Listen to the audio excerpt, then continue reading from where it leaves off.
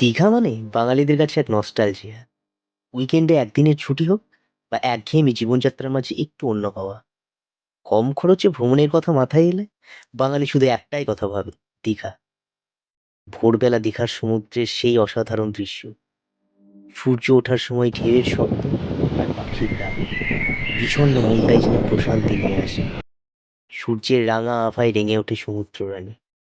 তারপর দুপুরে সমুদ্রের ঢেউয়ে গা ভাসানো, পড়ন্ত বিকেলে যখন জোয়ারের ঢেউ এসে পাথরে আছাড়া পারে আর হালকা ছিটে যখন গায়ে লাগে, তখন মনে হয় সব ক্লান্তি দূর হয়ে গেল।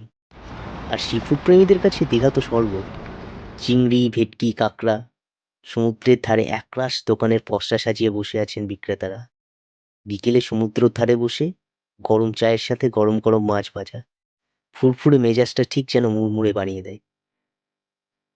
তারপর সন্ধ্যের আলোর ঝলকানি আর কেনাকাটার দর কষাকষি শেষে যখন শান্ত মনে ঢেউয়ের শব্দ আলোড়িত হয়, মনে হয় আবার আসিব ফিরে দীঘার সমুদ্র তীরে।